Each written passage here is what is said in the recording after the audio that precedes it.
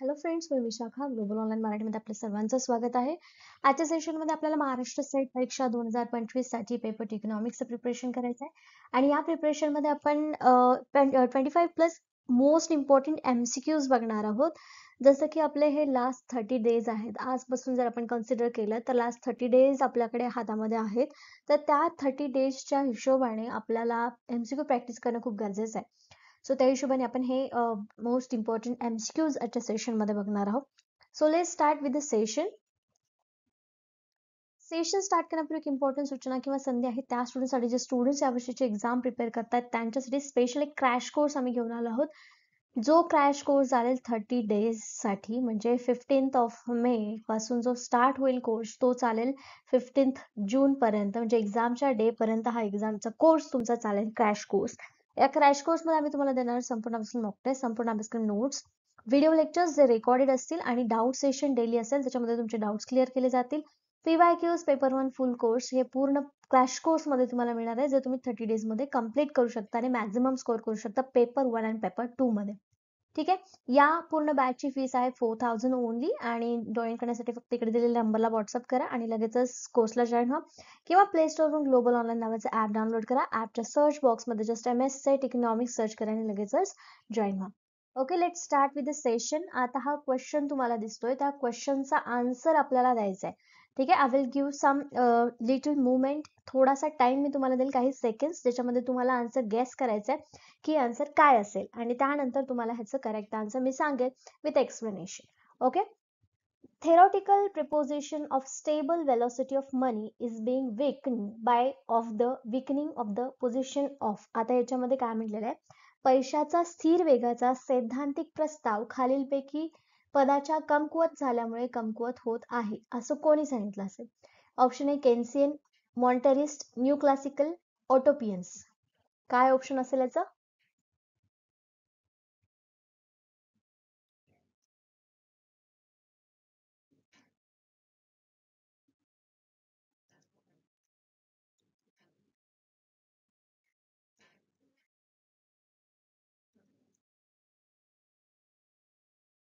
Okay, so याचं correct answer आहे option C, new classicals. आता नवीन सिद्धांतानुसार, नवीन शास्त्रीय सिद्धांत जे आपले शास्त्रज्ञ आहेत, न्यू क्लासिकल्सच्या म्हणण्यानुसार हे त्यांचा पैशाचा वेग, स्थिर वेगाचा जो सिद्धांत आहे तो आपल्याला या पदांमुळे, म्हणजे ह्या न्यू क्लासिकल्समुळे कमकुवत झालेला दिसतो. Okay okay, let start with the next question. Which of the following is a correct assumption for the Lewis two sector model? ठीक आहे. लुईस टू सेक्टर मॉडेल साठी खालीलपैकी कोणते गृहीतक योग्य आहे? Options are given here. एक आहे high unemployment in urban sector, दुसरा आहे rising real wages, high marginal productivity in a rural sector, D आहे surplus labour in a rural sector. ठीक आहे. देन मराठीमध्ये ऑप्शन्स आहेत, शहरी क्षेत्रात उच्च बेरोजगारी, वास्तविक वेतन वाढणे, ग्रामीण क्षेत्रातील उच्च किरकोळ उत्पादकता, ग्रामीण क्षेत्रातील अतिरिक्त श्रम. याचं करेक्ट आन्सर काय असेल?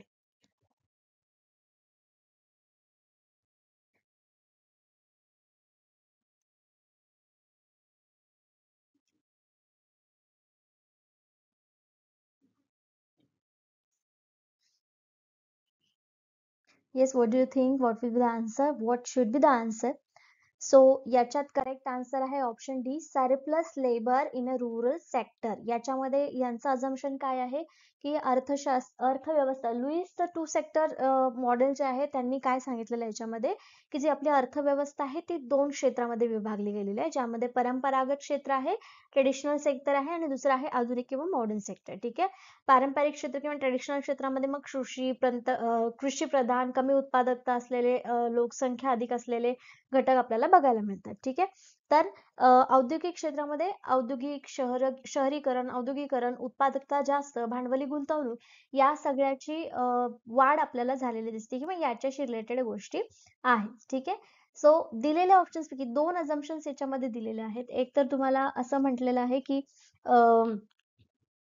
जे आपलं लुईस मॉडेल सांगते की 2 घटकांमध्ये आपली अर्थव्यवस्था काय आहे विभागली गेलेली आहे. तर त्याच्यामध्ये परंपरागत क्षेत्रामध्ये श्रमिकांचा अतिरेक आहे हे अझम्पशन याचं जे प्राथमिक ट्रेडिशनल सेक्टरशी रिलेटेड अझम्पशन आहे ते इथे करेक्ट आन्सर आहे. High unemployment in urban sector it is not a assumption. ठीक आहे, याच्यामध्ये आपण असं म्हटलेलं नाहीये की अर्बन क्षेत्रामध्ये औद्योगिक क्षेत्रामध्ये बेरोजगारी आहे असं आपण कन्सिडर करू शकत आहे. त्यामुळे हे अझम्पशन चुकीचं आहे. रायझिंग रिअल वेजेस वास्तविक वेतन वाढणं हे पण याच्यामध्ये याचा अझम्पशन नाहीये. आणि high marginal productivity in rural sector, तर ग्रामीण भागामध्ये प्रोडक्टिव्हिटी जास्त आहे हे सेक्टरचं आतापर्यंत आपल्या कुठल्या मॉडेलमध्ये आलेलं नाहीये. ठीक आहे, जसं की आधी इकॉनॉमी इंडियन इकॉनॉमी आपण बघत आलो त्याच्याप्रमाणे सी ऑप्शन तर आपल्याला त्याच्यामध्ये नाहीच आहेत. मग हे काय काय याच्यामध्ये, तर याच्यामध्ये आहे की surplus labour in rural sector, ग्रामीण क्षेत्रात अतिरिक्त लेबर काम करत असतात. तुम्हाला छुपी बेरोजगारी माहिती असेल त्याचं हे बेस्ट एक्झाम्पल आहे की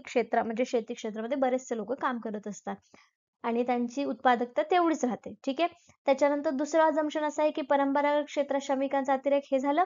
त्याच्यानंतर औद्योगिक क्षेत्र अधिक वेतन देतं हे एक अझम्पशन आहे. त्यानंतर भांडवली गुंतवणुकीमुळे औद्योगिक क्षेत्र वाढतं हे अजून एक अझम्पशन आहे त्या लुईस टू सेक्टर मॉडेलसाठी. ठीक आहे, स्थिर तंत्रज्ञान वापर आणि मजुरांचं स्थलांतर सुलभ आहे हे काही अझम्पशन्स आहेत या लुईस टू सेक्टर मॉडेलसाठी. Okay, next question, which of the following is a major indivisibility of the resistant Rodan model of development. ठीक आहे, ऑप्शन्स आहेत सर्व्हिस, ऍग्रिकल्चर, इन्फ्रास्ट्रक्चर, सप्लाय. त्यानंतर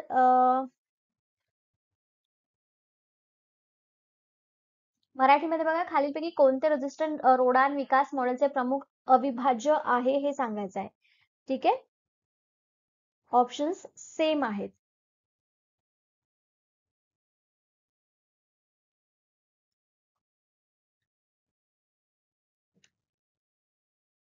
Okay, what will be the correct answer for this question? Correct answer will be the option D, supply. म्हणजे पुरवठा हा विकासाचा अविभाज्य घटक आहे असं इथे सांगितलेलं आहे. याच्यामध्ये काय सांगितलेलं आहे बघा, म्हणजे मुख्य म्हणजे रेजिस्टंट रोडान डेव्हलपमेंट मॉडेल जे आहे ते बिग पुश थेअरीशी रिलेटेड आहे. एका वेळी आणि मोठ्या प्रमाणात अनेक उद्योगामध्ये गुंतवणूक केली गेली तर अर्थव्यवस्थेचा समन्वित आणि यशस्वी विकास शक्य होतो. हे मेन आयडिया आहे या डेव्हलपमेंट मॉडेलची. ठीक आहे, सो याच्यामध्ये असं विचारलेलं आहे की कोणता मॉडेलचा म्हणजे ह्या मॉडेलचा अविभाज्य भाग कोणता आहे, तर पुरवठा. पुरवठा का, कारण म्हणजे समजा जर एक ऑप्शन याचं या रोडान मॉडेलचं एक एक्झाम्पल आपण बघूया की जर केवळ एक कपड्यांचा कारखाना उघडला तर लोकांकडे खरेदीसाठी पैसा नसेल, बरोबर आहे. पण त्याच वेळी जर साखर, सिमेंट, वस्त्रोद्योग, ट्रान्सपोर्ट वगैरे एकत्र गुंतवले, ठीक आहे, तर मजुरांना काय होईल, रोजगार मिळेल, त्यांचं उत्पन्न वाढेल, मग इतर गोष्टी सुद्धा ते खरेदी करतील आणि अशा प्रकारे सर्व उद्योगांना बाजारपेठ उपलब्ध होईल आणि मग काय होईल, ऑब्व्हियसली सगळ्यांना सगळ्या गोष्टींचा पुरवठा होईल. म्हणजे थोडक्यात थोडा पुरवठा केला तर लोकांकडे उत्पन्न निर्माण होतं आणि त्यानंतर आपल्याला काय होतं, मार्केटमध्ये पूर्ण गोष्टी ओपन होतात. ठीक आहे, बघा प्रश्न, the classical theory of interest postulates that both savings and investment are the function of. व्याजाचा शास्त्रीय सिद्धांत असे मानतो की बचत आणि गुंतवणूक या दोन्हीचे कार्य डॅश डॅश आहे. कसे, ऑप्शन आहे the level of national income, the level of employment and output, monetary and fiscal policy, rate of interest. ह्याच्यापैकी काय करेक्ट आन्सर असू शकतं?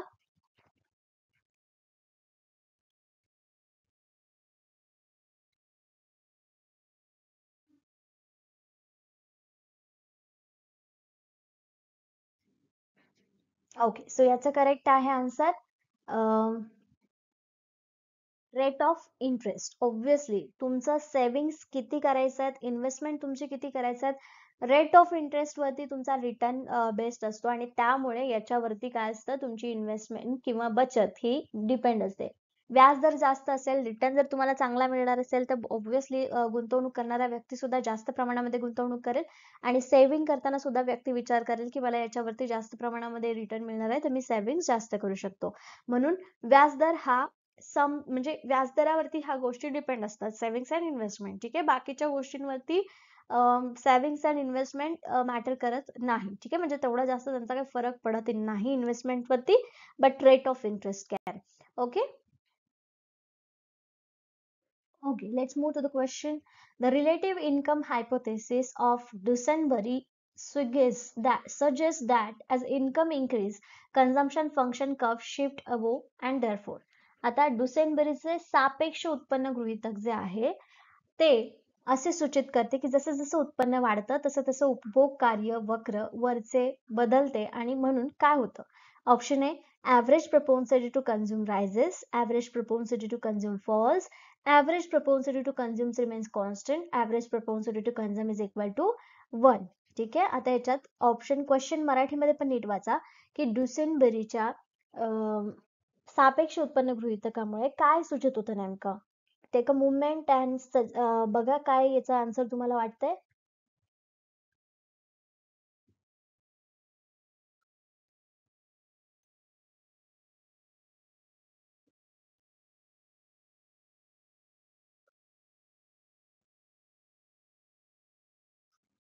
सेवन करण्याची प्रवृत्ती वाढते की सेवन करण्याची सरासरी प्रवृत्ती कमी होते की सेवन करण्याची सरासरी प्रवृत्ती स्थिर राहते, सेवन करण्याची सरासरी प्रवृत्ती 1च्या बरोबरीची आहे.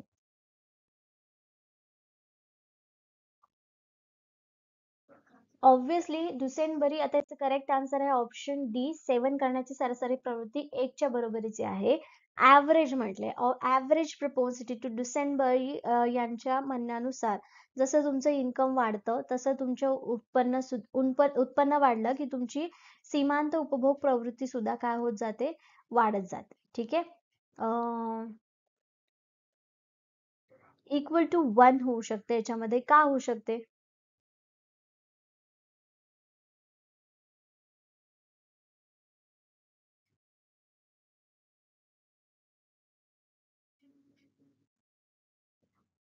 मग आता याच्यामध्ये जर एक्झाम्पल बघायचं झालं तर तुमचं इन्कम समजा 5,000 होतं, तेव्हा घर खर्चाला तुम्ही 1,000 रुपयाचं सामान भरत होते. ठीक आहे, तर याच्यानंतर आता पुढे तुमचं इन्कम झालेलं आहे 6,000, तर ऑब्व्हियसली तुमचे 100 रुपये किंवा 50 रुपये तुम्ही इकडे वाढवाल की तुम्ही जे कमी घेत होते किंवा जिथे तुम्ही ऍडजस्टमेंट करत होते तर सॅलरी वाढल्यामुळे तुम्ही काय करणार, इकडे वाढवणार. ठीक आहे, जर त्याच्यानंतर जर तुमचं उत्पन्न परत वाढलं, 10,000 झालं, तर ऑब्व्हियसली घर खर्चाला किंवा सामानाला तुम्ही 1,000 ऐवजी 2,000 सुद्धा देऊ शकता. म्हणजेच काय होतं, जसं जसं तुमचं इन्कम वाढेल, जसं जसं तुमचं उत्पन्न वाढतंय तसं तसं तुमचा उपभोग सुद्धा वाढत जातो. परंतु कसा, डुसनबर्ग यांच्या म्हणण्यानुसार हे सामाजिक तुलनेवरती सुद्धा आधारित. कसं आहे, आपण बघतोय शेजारचे लोक जास्त खर्च करतायत, तर इतरांच्या मानाने जर आपण कमी करत असेल तर आपल्याला समाधान राहत नाही आणि त्यामुळे मग काय करतो आपण, कन्झ्युम्शन जे आहे ते आपलं वाढवतो. ठीक आहे, म्हणजे सरासरी प्रवृत्ती इथे विचारलेली आहे, कन्झ्युम करण्याची, उपभोगाची प्रवृत्ती हे इक्वल टू 1 का होते, कारण जसं तुमचं इन्कम वाढेल तसं तुमचं कन्झम्पशन सुद्धा वाढेल, पण average consumption, not marginal. Marginal consumption जे आहे ते कमी कमी होत जातं, पण इथे ऍव्हरेज प्रोपोन्सिटी टू कन्झ्युम जी आहे ती इक्वल टू 1 होते. ठीक आहे, getting. Okay, let's move to the question. Translation cost is also called, भाषांतर ट्रान्सलेशन कॉस्ट, भाषांतर खर्चास डॅश डॅश देखील म्हणतात. Shoe leather cost, menu cost, opportunity cost of the holding cash, all of the above. What will be the correct answer for this?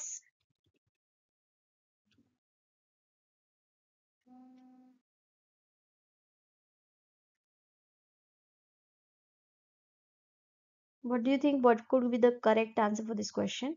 The correct answer is option A, shoe leather cost. याला काय म्हणतात, shoe leather cost म्हणतात, कारण याच्यामध्ये म्हणजे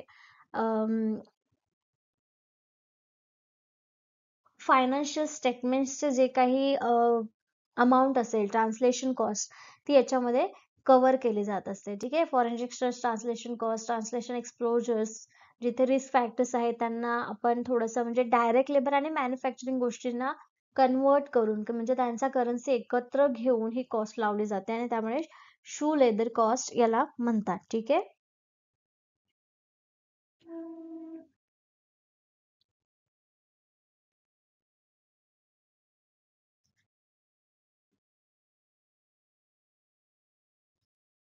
okay, ना menu cost, opportunity cost याच्याशी काय नाही. Shoe leather cost is a call, म्हणजे याला भाषांतर खर्चाला शू लेदर कॉस्ट किंमत असं म्हणतात, कमी किमतीमध्ये होईल म्हणून. ठीक आहे. देन आता इथे मॅच द फॉलोविंग आहे.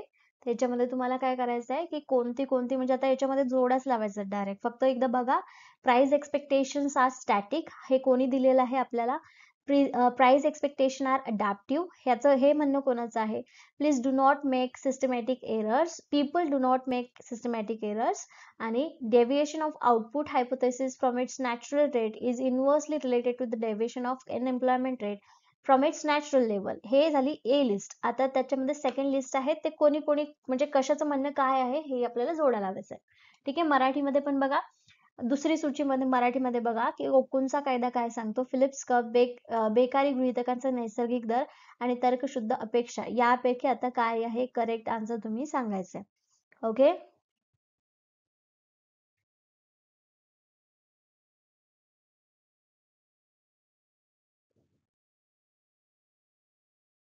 काय सांगतो ओकुन्स लॉ. कशाशी रिलेटेड आहे ओकुन्स लॉ. फिलिप्स कर्व कशाशी आहे. एम्प्लॉयमेंट, आउटपुट, बेरोजगारी.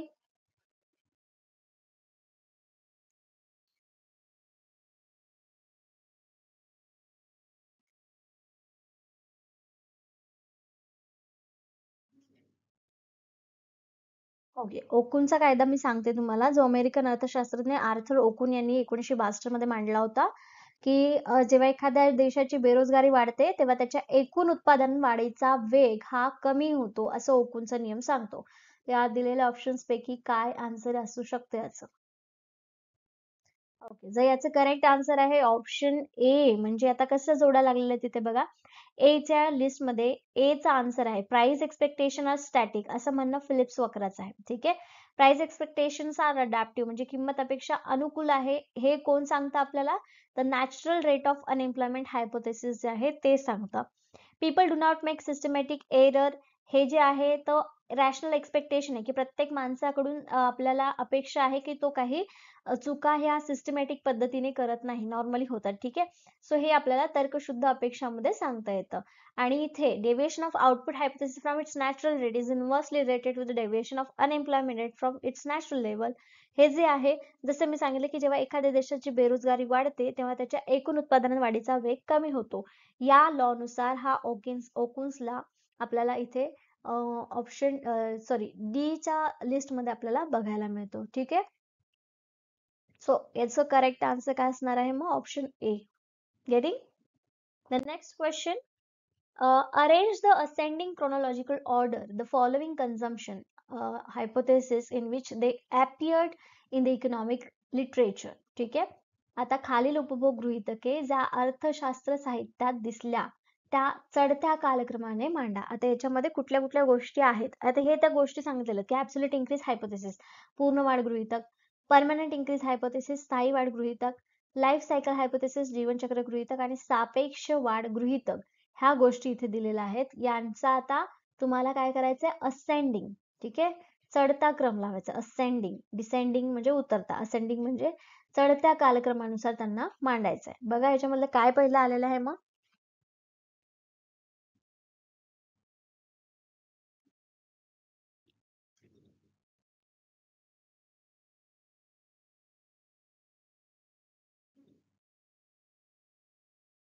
Yes. Any guesses, what do you think.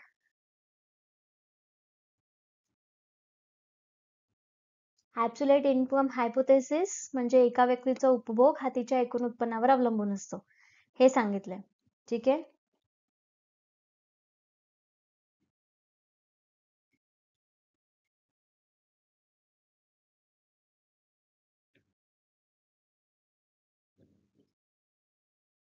Life cycle hypothesis. आता इथं बघा म्हणजे आपलं जे उत्पन्न आहे ते दुसऱ्याशी केलं जातं, त्या पद्धतीने इथे मांडलेलं आहे. ऍब्सोल्यूट इन्कम हायपोथेसिस तुमचं स्वतःचं उत्पन्न. ठीक आहे. रिलेटिव्ह इन्कम हायपोथेसिस इतरांच्या उत्पन्नाशी तुलना होते. परमनंट इन्कम हायपोथेसिस जे दीर्घकालीन उत्पन्न असतं, आणि लाईफ सायकल हायपोथेसिस म्हणजे जीवनातील वेगवेगळ्या टप्प्यातील उत्पन्न आहे. आता ह्या उत्पन्नाला तुम्हाला काय करायचंय, चढत्या क्रमाने लावायचं. सगळ्यात पहिले कुठलं उत्पन्न येणार आहे, तुमचं स्वतःचं उत्पन्न. म्हणजे कुठलं येईल, ऍब्सोल्यूट हायपोथेसिस. बरोबर आहे. म्हणजे आता इथे करेक्ट आन्सर ऑप्शन सी आहे. बघा कसं, ऍब्सोल्यूट पहिले स्वतःचं इन्कम येणार, त्याच्यानंतर तुमच्या इतरांशी तुलना करून तुम्ही तुमचं उत्पन्न बघणार, मग तुमचं परमनंट इन्कम होणार. बरोबर आहे, तुमचं परमनंट इन्कम, आणि त्याच्यानंतर तुम्ही जीवनातील वेगवेगळ्या टप्प्यातील उत्पन्न.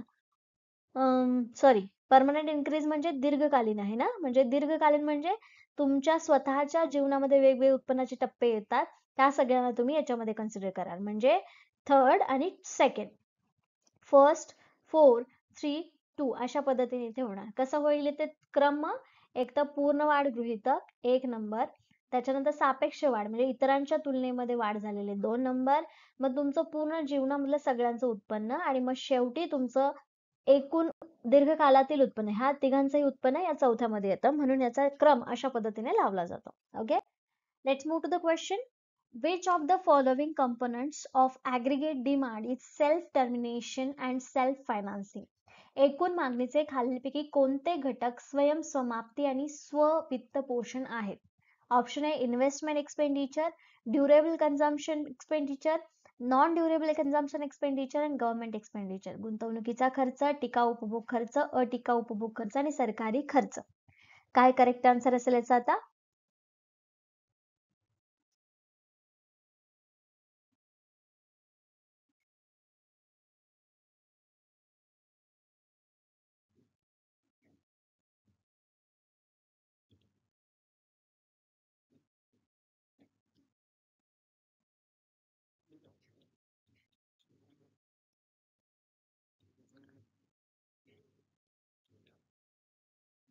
ओके, सो याचं करेक्ट आन्सर आहे ऑप्शन बी, ड्युरेबल कन्झम्पशन, टिकाऊ उपभोग खर्च याला म्हणतो. ऍग्रीगेट डिमांड म्हणजे काय, आपली एकूण डिमांड सगळ्या घटकांची मिळून ही इथे काय असतं, सगळ्या घटकांची मिळून एकत्र जी डिमांड होते त्याला आपण ऍग्रीगेट डिमांड म्हणतो. ठीक आहे, सो याच्यामध्ये self termination and self financing असा कुठला घटक आहे, तर टिकाऊ उपभोग खर्च जो आहे तो याच्यामध्ये काय आहे, हा सेल्फ फायनान्सिंग आणि सेल्फ टर्मिनेशन पॉइंट आहे. तर याच्यामध्ये घटक कुठले कुठले असतात ऍग्रीगेट डिमांड मध्ये, तर obviously consumption, investment, government spending, net export, ह्या सगळ्या गोष्टी तर असतातच, पण यातला हा घटक, ठीक आहे, या डिमांड फंक्शन सॉरी मागणीच्या घटकांमध्ये ड्युरेबल कन्झम्पशन एक्सपेंडिचर हा घटक तुम्ही वगळू शकता. ठीक आहे, okay, then let's see the question. The optimum capital stock is achieved when user cost of capital is equal to. जेव्हा भांडवलाची वापरकर्ता किंमत समान असते तेव्हा इष्टतम भांडवली स्टॉक प्राप्त होतो. आता याच्यामध्ये काय होऊ शकतं बघा, भांडवली वापरकर्ता किंमत समान असते तेव्हा इष्टतम भांडवली स्टॉक प्राप्त होतो. कशामुळे? Option A interest rate, the depreciation rate, the marginal product of capital and Tobin's Q. What will be the correct answer? तुम्हाला काय वाटतं? मराठीमध्ये पण एकदा क्वेश्चन वाचून घ्या. व्याजदर, घसारा खर्च, भांडवलाचे किरकोळ उत्पादन की टॉबिनचा क्यू याच्यामुळे हा स्टॉक प्राप्त होतो. कशामुळे प्राप्त होतो?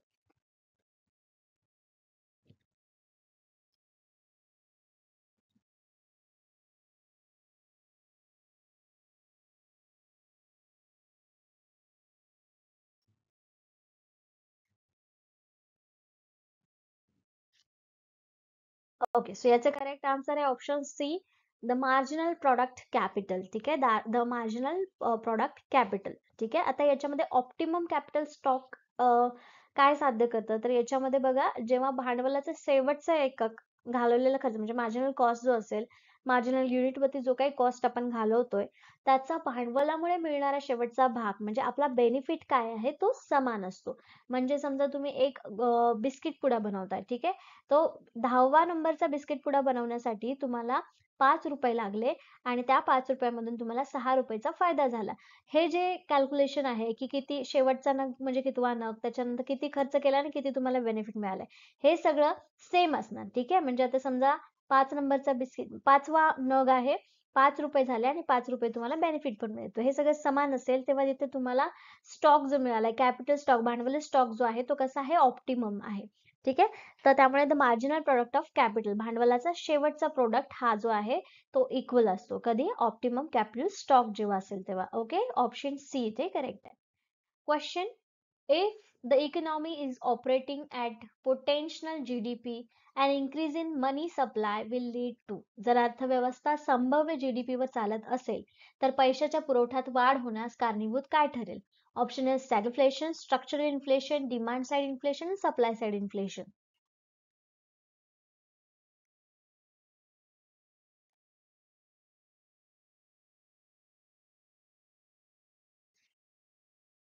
काय आन्सर असू शकते याचं?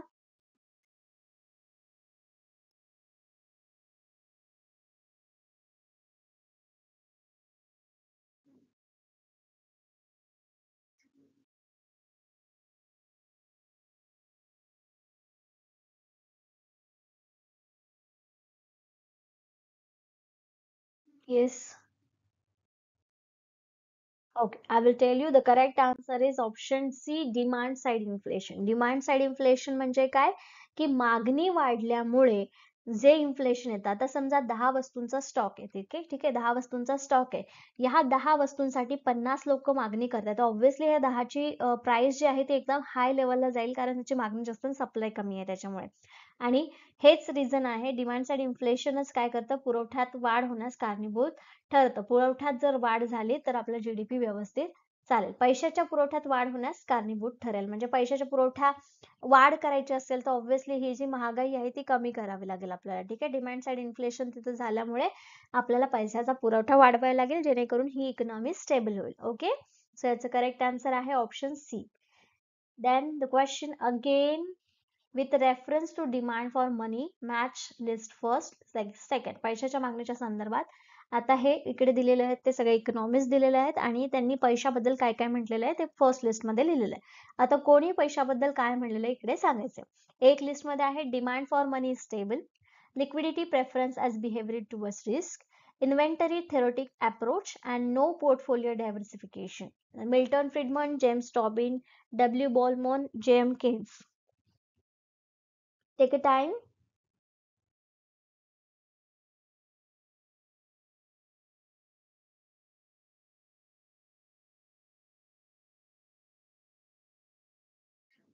Okay, correct answer is option D. आता कशा पद्धतीने बघा, मी इथे दिलेलं आहे, तुम्ही तुमच्या स्वतःच्या जोड्या तुम्ही लावून बघा. इथे ए चं जे आन्सर आहे ते आन्सर आहे 4, demand for money is stable, असं मिल्टन फ्रीडमन यांचं म्हणणं आहे. Liquidity preference as behavioural towards risk, हे म्हणणं कोणाचं आहे, James Tobin. Inventory theoretic approach जो आहे तो डब्ल्यू मॉल यांनी दिलेला आहे आणि no portfolio diversification J M. Keynes यांनी दिलेला आहे. ठीक आहे, हे आपण बघितलेलं आहे. ठीक आहे, लिक्विडिटी प्रेफरन्स बिहेवियर काय आहे, डिमांड फॉर मनी काय आहे, त्याचं नो पोर्टफोलिओ डायव्हर्सिफिकेशन, हे हे प्रत्येक त्या इकॉनॉमिक्सने त्यांचं म्हणणं सांगितलेलं आहे आणि त्यानुसार आपण हे केलेलं आहे, match the pair. Okay, question, the negative relationship between the gap between actual GDP and its trend value and the difference between actual employment rate and its equilibrium value is called. आता याच्यामध्ये सांगितलेलं आहे, question नीट बघा, मराठीमध्ये तुम्हाला समजेल. वास्तविक GDP आणि त्यांचे ट्रेंड व्हॅल्यू आणि वास्तविक बेरोजगारी दर आणि त्याचे समतोल मूल्य याच्यातील तफावत आणि यातील नकारात्मक संबंध काय सांगतो आपल्याला. ओके, लक्षात घ्या, जीडीपी, वास्तविक जीडीपी म्हणजे काय, जो तुमचा negative gap between actual GDP. Actual GDP कसा असेल तुमचा, जो आत्ताच्या करंट प्राइस नुसार जीडीपी आहे तो. आणि ट्रेंड व्हॅल्यू म्हणजे सध्या आता कशा ट्रेंड चाललाय, जीडीपी वाढतोय का कुठल्या कुठल्या गोष्टींमध्ये वाढतोय, हा ट्रेंड्स. या दोघांमधला डिफरन्स. आणि actual employment rate, actual employment rate म्हणजे सध्याचा बेसिक बेरोजगारी रेट काय आहे. ठीक आहे, तर यांच्यातल्या तफावतीला काय म्हणतात, the aggregate supply curve, the Phillips curve, the natural rate of employment hypothesis, Okun's law.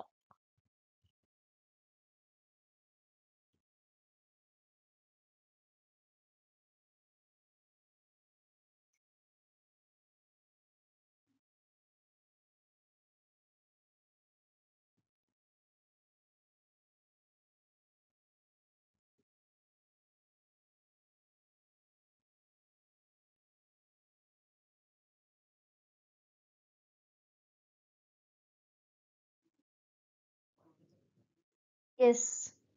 What do you think what would the answer? Okay, so याच्यातला करेक्ट आन्सर आहे ऑप्शन डी, ओकुन्स लॉ. आता याच्यामध्ये actual GDP मध्ये सांगितलं की एखाद्या विशिष्ट काळातील प्रत्यक्ष एकूण उत्पादन, आणि ट्रेंड जीडीपी म्हणजे सध्याचा वाढीचा कसा ट्रेंड आहे, वाढतोय की स्थिर आहे ते. ऍक्च्युअल अनएम्प्लॉयमेंट म्हणजे काय, प्रत्यक्ष बेरोजगारी दर. आणि इक्विबिलिटी म्हणजे काय, जिथे मागणी आणि पुरवठा हे एकत्र असतात, जिथे बेरोजगारी, उत्पादन किमती ह्या स्थिर राहतात. ह्या सगळ्यांची तुलना म्हणजे ह्या सगळ्यांना आपण काय म्हणजे हे जे सांगितलेलं आहे की ही सिच्युएशन कधी असेल, तर आपला जो ओकुन्स लॉ आहे त्या ओकुन्स लॉ नुसार ही सिच्युएशन आपल्याला दिसून येते. ठीक आहे. Okay, then again question. According to the Keynes, the aggregate supply curves during depression. केन्सच्या मते उदासीनता दरम्यान एकूण पुरवठा वक्र कसा असतो? Option A horizontal, is vertical, tilts towards downwards to the right, tilts upward to the right. केन्सच्या मते आता उदासीनता वक्र किंवा aggregate supply curve काय असेल आन्सर?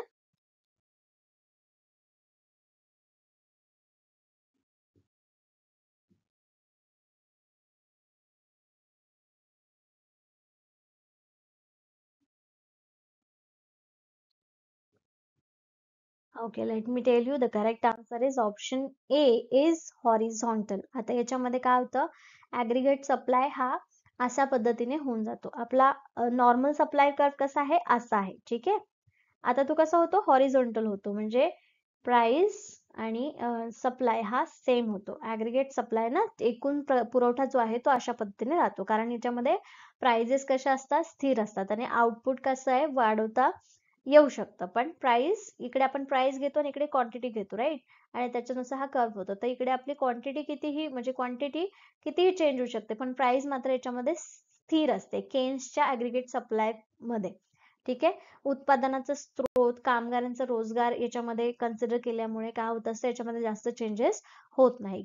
ओके, ऑप्शन ए इथे करेक्ट आहे.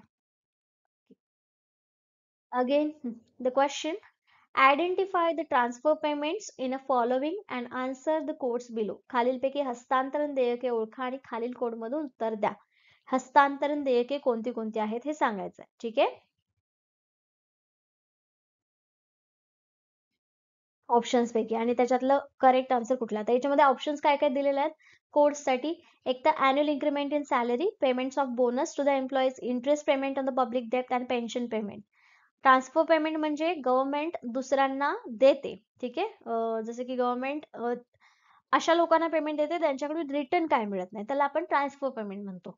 जसं की उदाहरण तुम्हाला माहिती आहेत, मला मी आता सांगणार होते उदाहरण, पण ठीक आहे, तुम्ही ट्राय करायचा आन्सर देण्याचा, then I will tell you what is exactly the transfer payment. ह्या ऑप्शन मध्ये मी तुम्हाला लिस्ट सांगते. याच्यामध्ये बघा, कुटुंब अनुदान, सामाजिक सुरक्षा निधी, शिक्षण किंवा आरोग्यासाठीचं अनुदान, बेरोजगारी भत्ता, पेन्शन, हे सगळ्या काय आहे, ट्रान्सफर पेमेंट. म्हणजे एकदा तुम्ही गव्हर्नमेंटनी कोणाला देऊ केले तर त्याच्यातून तुम्हाला रिटर्न काय मिळत नाही.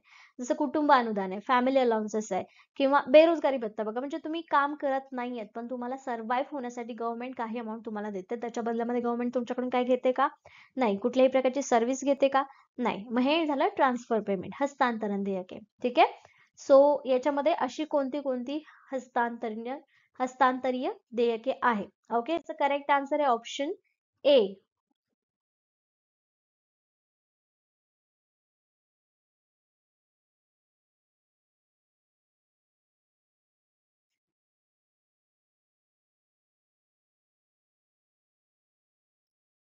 ए, सी,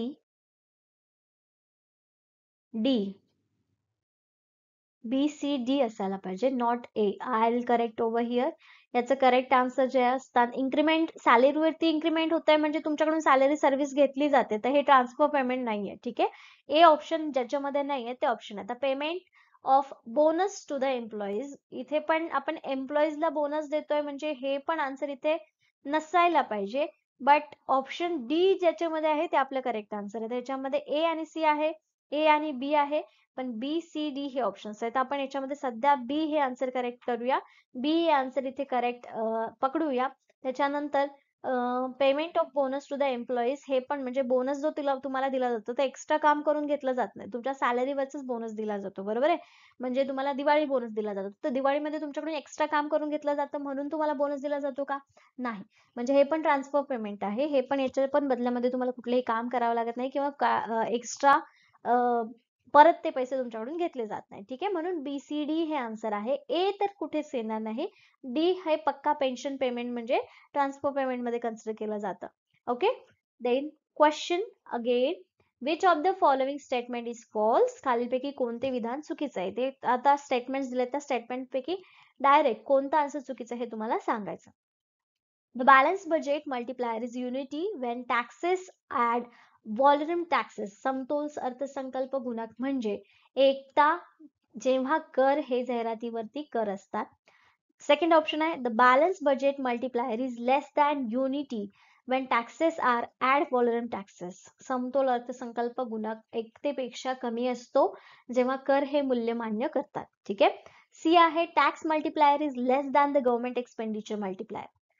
कर गुणक हा सरकारी खर्च गुणकापेक्षा कमी असतो.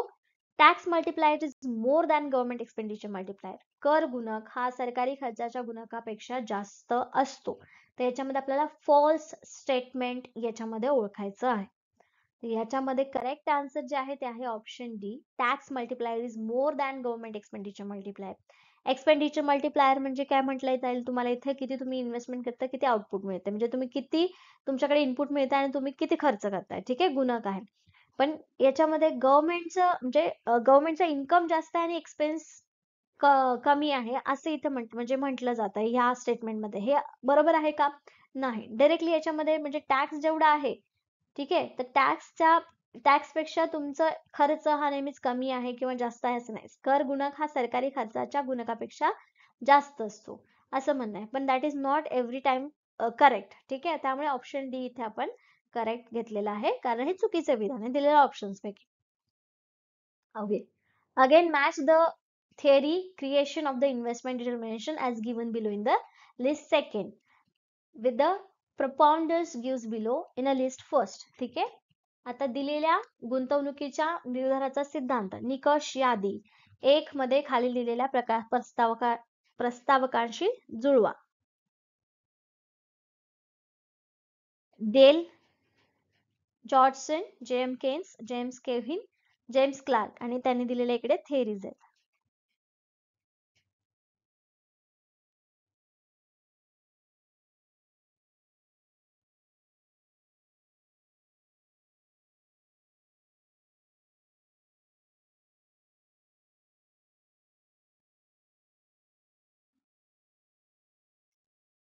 ओके, सो याचं करेक्ट आन्सर आहे ऑप्शन बी. याच्यामध्ये बघा डेल जॉर्जसन यांनी जी थेअरी दिलेली आहे ती आहे न्यू क्लासिकल थेअरी. त्याच्यानंतर J M Keynes, Keynes is present value creation. त्याच्यानंतर जेम्स कोहिन हे क्यू थेअरी आणि जेम्स क्लार्क ही ऍक्सलरेटर थेअरी यांनी दिलेली आहे. सो बी ऑप्शन याच्यामध्ये करेक्ट आहे. मॅच द पेअर मध्ये त्या जोड्या तिथे लागतात. Again the question is on assertion and reason. आता अशा प्रकारचे क्वेश्चन सेटमध्ये आणि आपल्या नेटमध्ये सुद्धा बऱ्याचदा विचारले जातात. ठीक आहे, असर्शन आहे sunk cost are not relevant to economic decision. ठीक आहे, आता बुडीत खर्च आर्थिक निर्णयाशी संबंधित नाही.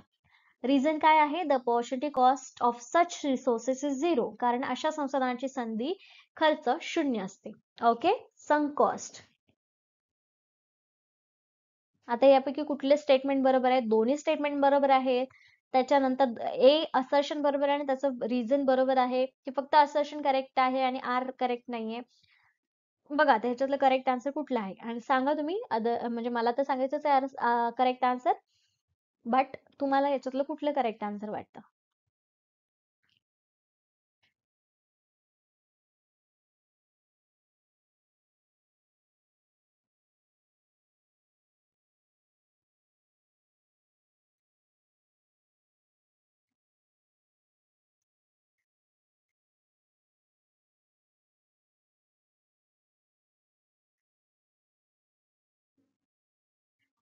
ओके, सो याचं करेक्ट आन्सर आहे option D, R is a correct but A is a not correct. म्हणजे ए इज इनकरेक्ट, कारण संक कॉस्ट किंवा बुडीत खर्च म्हणजे काय, तर याच्यामध्ये एका प्रकल्पात किंवा कामात आधीच केलेला असा खर्च जो परत मिळवता येत नाही आणि भविष्यातील निर्णयांवर परिणाम करायला नको असतो, असा खर्च असतो. ठीक आहे.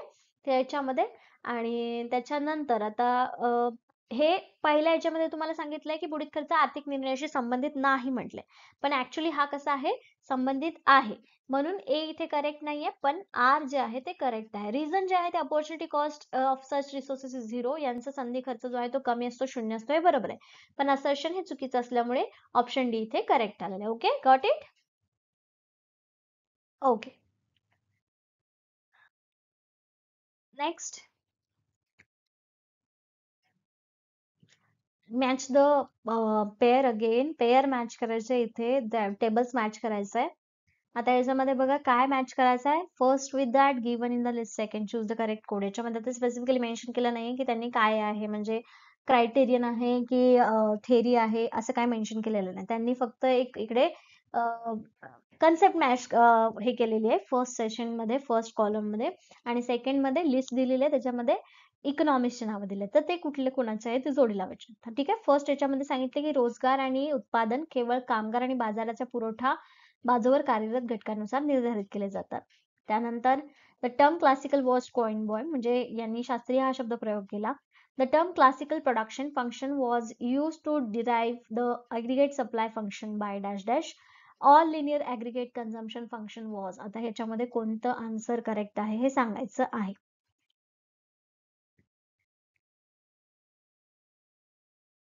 Okay, the correct answer is option D. कसं आन्सर आहे इथं बघा. आता याच्यामध्ये हा एक कॉलम आहे आपला, त्याच्यात ए चा आन्सर जे आहे ते आहे सेकंड, म्हणजे क्लासिकल इकॉनॉमिक्सने आपल्याला काय सांगितलेलं आहे, employment output are determined solely by the factors operating the supply side labour market accordingly. ठीक आहे. आणि ही क्लासिकल टर्म कोणी दिलेली आहे आपल्याला, कार्ल मार्क्स यांनी दिलेली आहे. ठीक आहे. त्याच्यानंतर क्लासिकल इकॉनॉमिक्स मध्ये कार्ल मार्क्स येतात, त्यामुळे ही सगळ्यात पहिले युज केलेली जी टर्म आहे कार्ल मार्क्स यांनी युज केलेली आहे. The term classical production function was use to derive the aggregate supply function by कोणी, जे एम केन्स. आणि इकडे लिनियर ऍग्रिगेट कन्झम्पशन म्हणजे एक रेखीय एकूण उपभोग कार्य केन्सियन इकॉनॉमिक्सने दिलेलं आहे. Okay, so option D is the correct answer for this question. Again assertion and reason. आता याच्यामध्ये पण परत तुम्हाला असर्शन अँड रिझन आलेलं आहे. Assertion आहे the average and the spread of indirect taxes have been lowered in India over the past 2 decades. ठीक आहे. आता याच्यामध्ये गेल्या 2 दशकांमध्ये भारतात अप्रत्यक्ष करांचा सरासरी प्रसार कमी झाला आहे. याचं रिझन काय दिलेलं आहे की tax minus GDP ratio in India has decline during this period. आता याच्यामध्ये मागच्या 2 डिकेडमध्ये जर जीडीपी जो आहे तो काय झालेला आहे, अप्रत्यक्ष करांचा सरासरी प्रसार कमी झालेला असं म्हणणं आहे. कारण भारतातील कर आणि जीडीपी प्रमाण यांच्यातील कालावधीमध्ये यांचं प्रमाण जे आहे ते कालावधीमध्ये घसरलेलं आहे या कालावधीमध्ये. म्हणून असं रिझन दिलेलं आहे की तिथे प्रत्यक्ष करांचा सरासरी प्रसार कमी झाला. माझा आन्सर करेक्ट काय असेल?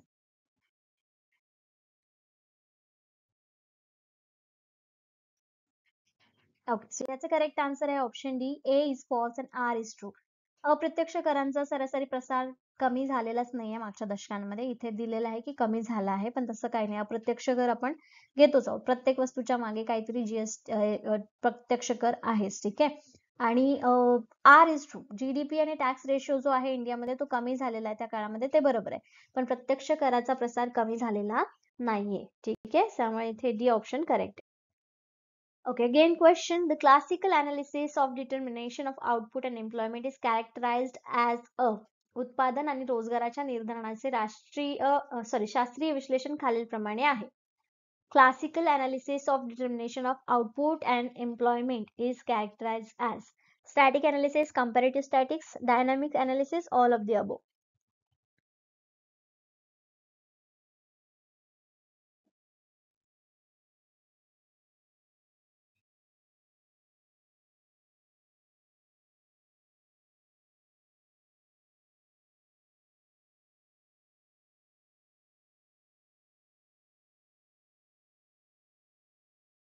The correct answer is option A, static analysis, स्थिर विश्लेषण. स्टॅटिक म्हणजे काय म्हणू शकतो आपण याच्यामध्ये आउटपुट अँड एम्प्लॉयमेंटचा सिद्धांत मूलभूत सिद्धांत काय सांगतो याच्यामध्ये आपल्याला की बाजार स्वतःचा समतोल स्वतःच ऍडजस्ट करत असतो, पण तिथे पूर्ण रोजगाराची नैसर्गिक स्थिती आहे हे आपल्याला क्लासिकल सिद्धांत सांगतो. ठीक आहे. याच्यामध्ये ज्या कन्सेप्ट आहेत वेगवेगळ्या, जसं की आपण म्हणतो की बाजारातली मागणी जी आहे ती स्वतःच आपला सप्लाय जो आहे तो मागणी आपोआप तयार करतो, जेवढा काही सप्लाय असेल तो. ठीक आहे, सेल्स लॉ नुसार. मग हेच आहे की ते स्थिर विश्लेषण करण्यासाठी आपल्याला हे राष्ट्रीय म्हणजे क्लासिकल अनालिसिस आपल्याला उपयोगी होतं. ठीक आहे. Again question, which of the following distribution function has equal mean and variance? आता खालीलपैकी कोणत्या वितरण फंक्शन मध्ये समान मध्य आणि भिन्नता आहे? Normal, binomial, hyper geometric and Poisson.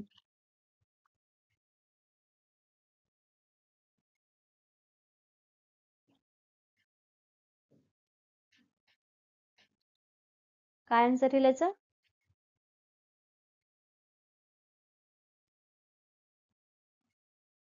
मीन म्हणजे काय? सरासरी, बरोबर. व्हेरियन्स म्हणजे विचलन. ओके, सो डायरेक्ट क्वेश्चन याच्यामध्ये विचारलेला आहे. याच्यामध्ये करेक्ट आन्सर आहे ऑप्शन डी, पॉइझन. पॉइझन मध्ये काय असतं? पॉइझन ही अशी वितरण संख्या आहे ज्याच्यामध्ये तुमची मीन व्हॅल्यू आणि व्हेरियन्स हे दोन्ही इक्वल असतात. दोन्ही याचा उपयोग सामान्यतः कधी होतो? एखाद्या ठराविक कालावधीमध्ये किंवा ठराविक जागेत घडणाऱ्या घटनांचा संख्येच्या गणनेसाठी होतो. जसं की समजा एका तासात कॉल्सची संख्या किती झाली, एका रस्त्यावर वाहन अपघातांची संख्या किती आहे, हे जेव्हा कॅल्क्युलेट करायचं असतं त्यावेळेस हे पॉइझन डिस्ट्रीब्युशन वापरलं जातं आणि त्यामध्ये मीन आणि व्हेरियन्स हे दोन्ही कसे असतात? सेम असतात. ठीक आहे, सरासरी पण सेम असेल आणि मीन व्हेरियन्स पण याच्यामध्ये कसा येतो? सेम येतो. त्यामुळे हे सूत्र सॉरी पॉइझन हे याचं करेक्ट आन्सर आहे. ठीक आहे, पॉइझन हे मराठी ट्रान्सलेशन फक्त थोडंसं दुर्लक्ष करायचं, विष पॉइझनच आहे पण. ठीक आहे, कारण हे इकॉनॉमिक्सचं नाव आहे. Getting? Again, let's see the question. Global 2008 financial crisis was created by. जागतिक आर्थिक संकट 2008 द्वारे तयार केले गेले. ऑप्शन आहे nationalise bank, sub prime market lending, bond market, interest rate mechanism. राष्ट्रीयकृत बँका, सब प्राईम मार्केट कर्ज, बॉन्ड मार्केट आणि व्याजदर यंत्रणा. कशावरती ग्लोबल 2008 फायनान्शियल क्रायसिस कशामुळे क्रिएट झालं होतं?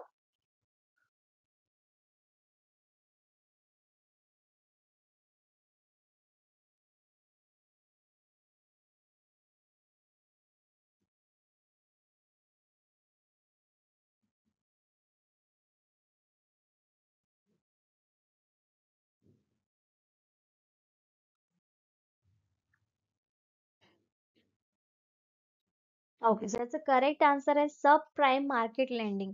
सब prime mortgage crisis, housing bubble bust, securitisation and financial derivative, high leverage म्हणजे उच्च कर्जावर काम करणं, कमजोर नियमन, ह्या सगळ्या गोष्टींमुळे हे आपल्याला फायनान्शियल क्रायसिसला सामोरे जावं लागलं होतं.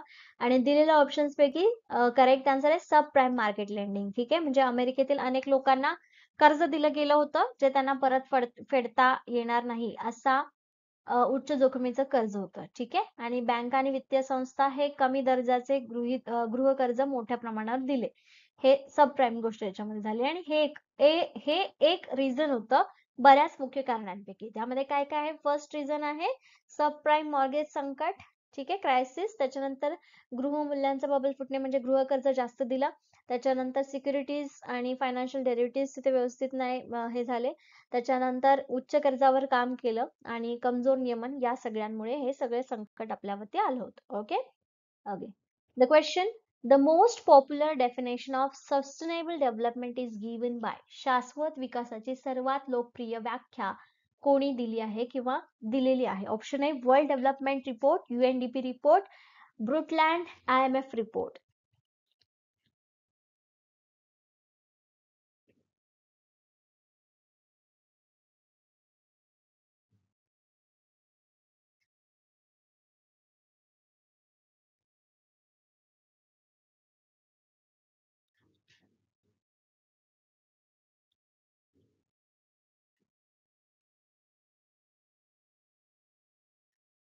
ओके, सो याचं करेक्ट आन्सर आहे ऑप्शन सी, ब्रूटलँड. आपण जर ऑप्शन बघितलं तर आपल्याला असं वाटेल की की या म्हणजे IMF, UN, world development report किंवा UNDP रिपोर्ट प्रमाणे शाश्वत विकासाची सगळ्यात बेस्ट व्याख्या असेल. पण हे चुकीचं म्हणजे हे चुकीचं नाहीये वाटणं साहजिक आहे, पण करेक्ट आन्सर आहे ब्रटलँड कमिशन.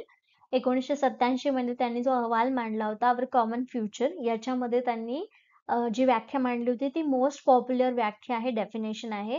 यांच्या म्हणण्यानुसार यांची व्याख्या अशी आहे की शाश्वत विकास म्हणजे असा विकास जो वर्तमानाच्या गरजा पूर्ण करतो पण भविष्याच्या पिढ्यांना त्यांच्या गरजा पूर्ण करण्यासाठी क्षमता नष्ट करत नाही. तर याच्यामध्ये क्लिअरली शाश्वत विकास म्हणजे काय हे मेन्शन होत आहे या ब्रुटलँडमुळे. ठीक आहे, so option C is the correct answer. Again the question, during the planning period highest growth rate was achieved during, नियोजन कालावधीत दरम्यान सर्वोच्च विकास दर गाठला गेला होता. Option A 8th plan, 10th plan, 9th plan, 7th plan. Highest growth rate.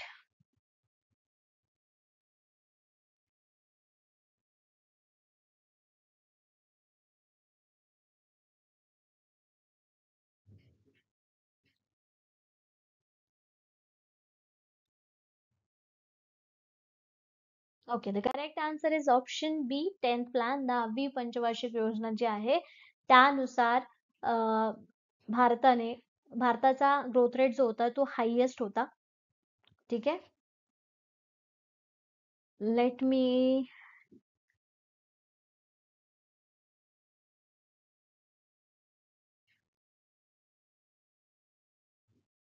No no, the correct answer is 8th, not 10th. B इथे करेक्ट करू शकता, please correct it. Not B, 8th plan. ठीक आहे, जो होता सर्वाधिक म्हणजे 1992. ठीक आहे, 1992 ते 1927 या काळामध्ये ग्रोथ रेट जास्त अचीव केला होता. ठीक आहे, प्लॅनिंग कमिशनने हायेस्ट ग्रोथ रेट जो होता तो म्हणजे जवळजवळ 6.8 ते 7% इतका होता. ठीक आहे, सर्वोच्च मानला जातो जो आतापर्यंतच्या कालावधीमध्ये. कारण 1990 नंतर लिबरलायझेशन म्हणजे ग्लोबलायझेशन, लिबरलायझेशन, LPG जे आहेत ते स्टार्ट झालं आणि त्याच्यामुळे इथे हायेस्ट ग्रोथ रेट आपल्याला मिळालेला आहे. त्यामुळे ऑप्शन ए हे करेक्ट आन्सर आहे. Okay okay, that's it for today. आजच्या सेशन मध्ये एवढेच क्वेश्चन्स आपण बघितलेले आहे. 25 क्वेश्चन्स प्लस आपण याच्यामध्ये बघितलेले आहे. त्याचे एक्सप्लेनेशन आणि एक्झाम्पल म्हणजे त्याचे आन्सर्स देखील आपण डिस्कस केलेले आहे. यामध्ये कुठलं आन्सर जर तुम्हाला चुकीचं वाटलं किंवा त्याचं आन्सर कसं आलं हे जर वाटत असेल तर you can directly discuss with me. And thank you for today session. All the very best. Thank you so much. Let's end this session.